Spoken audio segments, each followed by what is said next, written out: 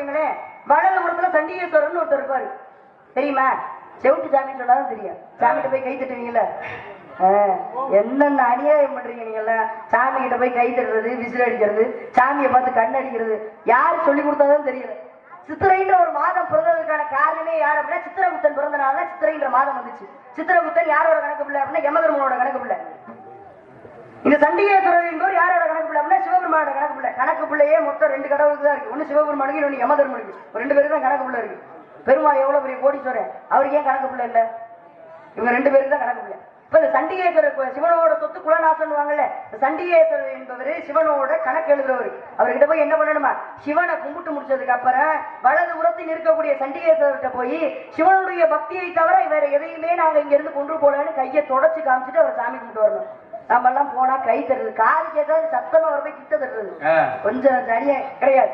அப்படி கும்பிடக்கூடாது. இப்ப நம்ம முத்தாரம்மன் ஆலயத்துக்கோ இல்ல முத்துமாரியோட ஆலயத்துக்கோ கருமாரியோட ஆலயத்துக்கோ ஐயனாரோட ஆலயத்துக்கோ போனோம்னு வச்சுக்கோங்களேன், சாமியை கும்பிட்டுட்டு 10 நிமிஷம் கோயில உட்கார்ந்துட்டு தான் வரணும். இதுவே பெருமாளுடைய ஆலயத்துக்கோ மகாலட்சுமியோட ஆலயத்துக்கோ போனோம் அப்படின்னா சாமி கும்பிட்டுட்டு வீட்டுக்கு வந்துடுறோம், கோவில்ல உட்காரக்கூடாது. என்ன காரணம், நம்ம உட்கார்ற இடத்துலயே மகாலட்சுமி உட்காந்து போலாம். இப்படி சாமி கும்பிடுறதுக்குலாம் சாஸ்திரம் இருக்கு.